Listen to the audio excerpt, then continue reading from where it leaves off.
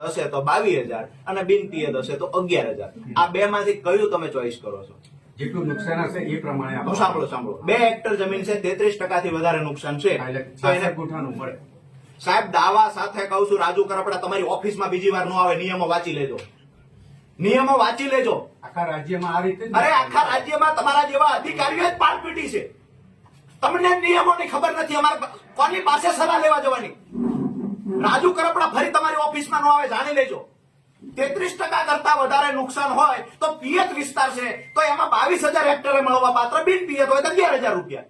પછી ક્ષેત્રફળ જેટલું ઓછું આવે તો એ પ્રમાણે વળતર ઘટે. હવે તમે તો ટકાવારી જાણે, અહીંયા કોઈ માપકનું યંત્ર છે ટકાવારી માપવાનું? નિયમો તમે જાણતા નથી. તમે એવું કહેશો તો 66% વળતર મળે. ક્યાં છે પરિપત્ર? બતાવો મને, બતાવો પરિપત્ર. હું દાવા સાથે કહું ફરી તમારી ઓફિસમાં ક્યારેય ન આવું. તમે જિલ્લા ખેતીવાડી અધિકારી થઈને બેઠા છો, નિયમો તમને નથી ખબર.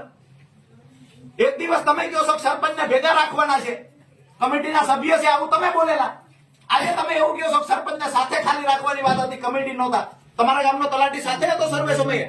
તમારા ગામનો તલાટી સાથે? ભાઈ કોઈનો તલાટી સાથે હતો? કોઈ ખેડૂતને ખબર જ નથી સર્વે કરી ગયા. ગ્રામ સેવકો પાસે મંગાવો, અમે જોઈ લઈએ. આ ઉલ્લુ બનાવવા સાહેબ, અમે મંજીરા નથી વગાડતા. અમે ખેડૂતો માટે લડવા આવ્યા છીએ ને, મંજીરા વગાડવા નથી આવ્યા છે. પરિપત્ર બતાવો તમે તમતારે. મંગાવી લો ભાઈ પરિપત્ર. 33, હજુ કહું છું, પાછો સ્પષ્ટતા કરું, 33% થી વધારે નુકસાન હોય એવા કિસ્સામાં પ્રતિ હેક્ટર પિયતમાં 22,000, બિન પિયતમાં પ્રતિ હેક્ટર 11,000. 2 હેક્ટરની મર્યાદામાં વળતર ચૂકવવાનું.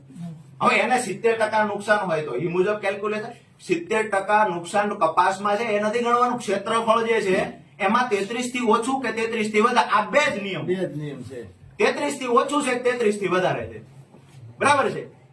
તમારો ગ્રામ સેવક અલગ વ્યાખ્યા આપે છે, તમે અલગ વ્યાખ્યા આપો, વિસ્તરણ અધિકારી અલગ વ્યાખ્યા આપે, ગામડેથી આંકડા લખવામાં આવે, આંકડામાં ફેરફાર કરી નાખવામાં આવ્યો, આંકડા બદલી નાખ. તમને હું દાવા સાથે કહું, આંકડા બતાવો અમને.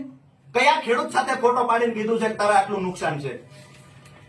સાહેબ અમારી સ્પષ્ટ વાત છે, કોના આધારે ખેડૂત સાથે છેતરપિંડી થઈ આ માહિતી અમારે જોઈએ છે. આમાં અમારે કાયદાકીય લડવાનું થાય તો લડશું સાહેબ.